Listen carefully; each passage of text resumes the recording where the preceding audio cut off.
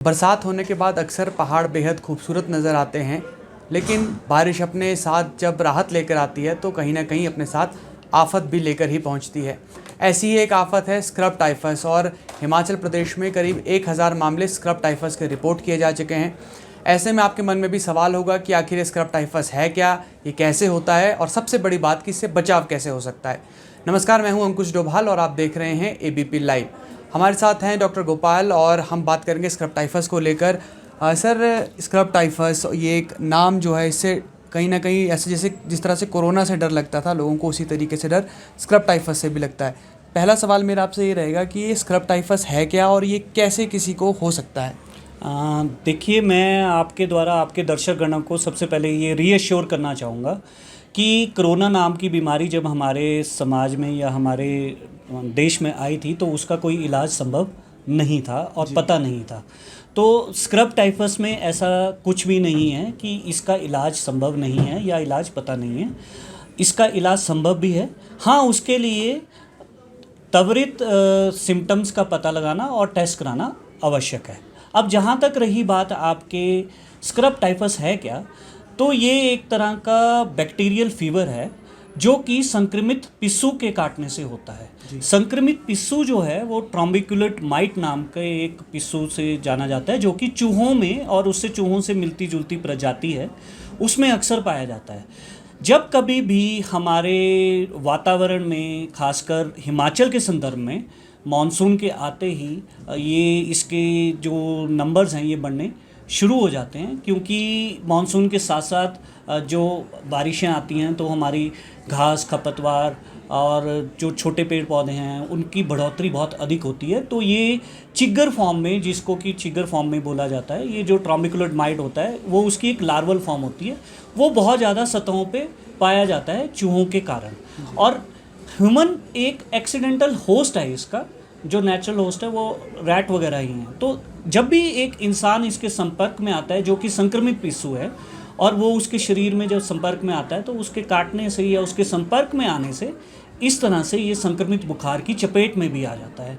तो संक्रमित पिस्सू जो कि इंसान के संपर्क में आ गए, और ख़ासकर हिमाचल के संदर्भ में जैसे आपने बात की, हमारे अधिकतर लोग ग्रामीणवासी हैं और इस सीज़न में सेब का सीज़न बहुत ज़ोर पकड़ता है। बहुत सारे ग्रामीणवासी हमारे, खासकर जो कुल्लू डिस्ट्रिक्ट है या शिमला डिस्ट्रिक्ट है या मंडी के भी काफ़ी इलाके हैं, तो वो खेतों में काम कर रहे होते हैं। तो संक्रमित पिस्सू के संपर्क में आने के उनके रिस्क या चांस उनका ज़्यादा अधिक होता है। तो इसी कारण इस दौरान खासकर अगस्त, जुलाई, सितंबर के महीने में हमें अधिक केसेस पाए जाते हैं। सर, अब बगीचे में जाना मजबूरी है और साथ ही साथ घास काटना भी मजबूरी है, तो जब खेत में जाएं तो क्या ऐसे उसमें मेजर्स अपनाए जा सकते हैं, क्या प्रिकॉशंस ली जा सकती हैं खेत में जाने के दौरान? देखिए, ये बहुत ही आपने उत्तम प्रश्न पूछा है।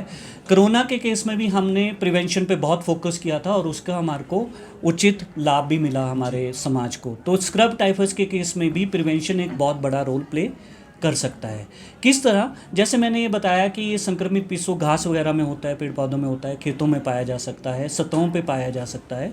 तो इन जगहों पे जाने से पहले ग्रामीण वासियों को अपनी टांग, बाजू या छोटे बच्चों के केस में उनको जितना भी बॉडी के पार्ट्स हैं वो उनके पूरे कवर्ड होने नहीं चाहिए। They should be covered completely.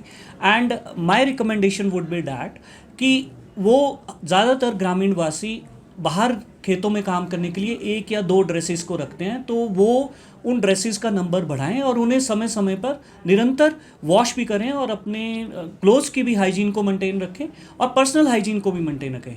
अब किसी कारणवश अपनी जीवन यापन को करने के लिए उनको खेतों में जाना पड़ ही रहा है, तो जब भी वो खेतों से अपने लौट कर आएँ तो अपने हाथ, बाजू, पाँव वगैरह को बहुत अच्छे से गर्म पानी से, साबुन से धोएं और अगर संभव हो सके तो पूर्ण स्नान कर लें, तो उससे बेहतर कुछ नहीं। क्योंकि कुछ जर्नल्स में ये एविडेंसेस मिले हैं कि इस पिस्सू पे गर्म पानी के स्नान का काफ़ी असर होता है और वो मर जाता है। तो ये प्रिवेंशन के अगर स्टेप्स हमारे कुछ लोग लेंगे, साथ में वो सिम्टम्स को लेके जागरूक रहेंगे, तो बहुत हद तक इससे बचा जा सकता है। सर आईजीएमसी बहुत बड़ा अस्पताल है, लगभग 5-6 ज़िलों के तो पेशेंट जो है सीधे तौर पर आईजीएमसी ही पहुंचते हैं।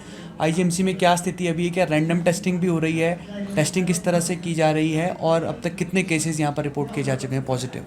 देखिए, जो कल तक का डाटा हमें मेरे जो चिकित्सा अधीक्षक हैं डॉक्टर राहुल राव उनके द्वारा जो उपलब्ध है हमारे पास, तो उनके दिशा निर्देशन अनुसार अभी तक इसमें 968 के करीब हमारे टेस्ट हो चुके हैं, जिसमें 295 लोग इसमें संक्रमित पाए गए हैं। और ये रूटीन पे जितने भी हमारे जो वरिष्ठ चिकित्सक हैं और जो सक्षम चिकित्सक हैं उनकी एडवाइस पे ये टेस्ट यहाँ पे किया जाता है।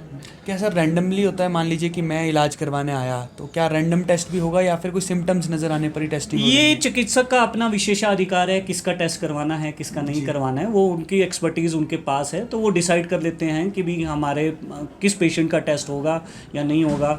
वो डिफाइंड गाइडलाइंस जो भी हैं उनको फॉलो करते हैं और उसके हिसाब से टेस्टिंग करते हैं। सर इनिशियल सिम्टम्स क्या होते हैं स्क्रब टाइफस के? मुझे कैसे पता चलेगा कि संभव है कि स्क्रब टाइफस हो सकता है? देखिए, अगर आप इस सीज़न में हिमाचल में हैं और आपका एक्सपोजर जैसे कि मैंने बोला उस तरह के एनवायरनमेंट में है जहाँ पे घास खपतवार है, एक्सपोजर थोड़ा स्ट्रे एनिमल्स के लिए चूहों वगैरह के प्रति भी है, सतह अनएक्सपोज हैं, आपको घास वगैरह में विशेषकर अनकवर्ड पाँव के साथ नहीं जाना चाहिए, जूते वगैरह हमेशा पहने होने चाहिए। तो सिम्टम्स इसमें मेनली क्या आते हैं? संक्रमित पिस्सू के काटने से मुख्य सिम्टम है बुखार, तेज़ बुखार आता है, शरीर में दर्दें होती है, कई बार गिल्टियाँ भी बन जाती हैं जहाँ पे काटा होता है, और कुछ व्यक्तियों में उल्टियों के सिम्टम भी होते हैं, गैस्ट्रोइंटेस्टाइनल सिम्टम्स भी आ सकते हैं, रेस्पिरेटरी सिम्टम्स भी आ सकते हैं, और कुछ व्यक्तियों में जिनमें संक्रमण अगर ज़्यादा शरीर में फैल जाए डिफरेंट रूट से, तो उनमें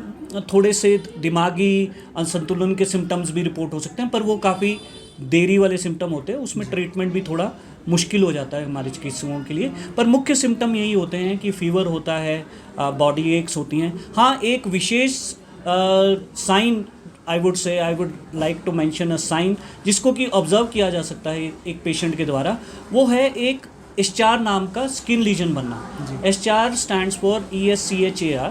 वो एक तरह से अगर आप थोड़ा सा, मैं आपके दर्शकों के लिए उदाहरण के तौर पे अगर उनको आसान भाषा में समझाना चाहूँ, तो वो जो इश्चार होता है वो एक तरह का सिगरेट को अगर या बीड़ी को जलाकर अगर शरीर पे लगाया जाए तो एक काला सा निशान बन जाता है। वो पिस्सू जब हमारी स्किन के साथ कांटेक्ट में आता है तो वहाँ पे कुछ दिनों बाद वो वैसा निशान छोड़ जाता है।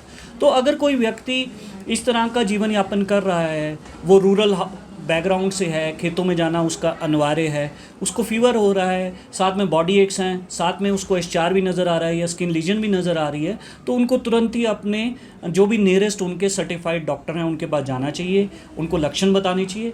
टेस्ट के बाद जब भी वो उनके डॉक्टर्स रिकमेंड करेंगे एप्रोप्रिएट एंटीबायोटिक्स वगैरह वो समय समय पर लेनी चाहिए। सर क्या एसिम्प्टोमेटिक भी हो सकता है कि मान लीजिए कोई लक्षण नहीं है बावजूद इसके टेस्ट पॉजिटिव आ जाए, जिस तरह से हमने कोरोना के दौरान देखा था कि ना खांसी ना जुकाम ना बुखार, लेकिन जब टेस्ट करवाना है तो वो पॉजिटिव, क्या ऐसा इसमें भी संभव है? देखिए, अगर किसी को लक्षण ही नहीं है तो वो टेस्ट ऐसे तो सभी का नहीं किया जा सकता। ज़्यादातर उन लोगों में जिनमें लक्षण होते हैं वो डॉक्टर के पास आएंगे तो उन्हीं का वो किया जाएगा, और इक्का दुक्का केस में रिपोर्ट होगा तो उसमें वो टेस्ट की स्पेसिफिसिटी पे डिपेंड करता है कि वो किस तरह का टेस्ट करवाया गया है, वेल फिलिक्स टेस्ट है, अलाइजा है, उस पर डिपेंड करता है। बट मेजॉरिटी में सिम्टम होते हैं और वो सिम्टम वाले लोग ही डॉक्टर्स के पास आते हैं और तब टेस्ट किया जाता है। सर आपने समय दिया, आपका बहुत बहुत धन्यवाद, और आपने बहुत सहजता से हमारे दर्शकों को समझाया। धन्यवाद।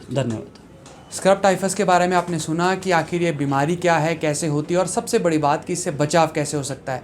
अगर बगीचों और खेतों में जाना आपकी मजबूरी है तो आपको डॉक्टर साहब ने बताया कि आपको किन मेजर्स के साथ, प्रिवेंटिव मेजर्स के साथ खेतों में जाना है, बगीचों में जाना है। फिलहाल के लिए इतना ही। आप जुड़े रहिए ABP लाइव के साथ।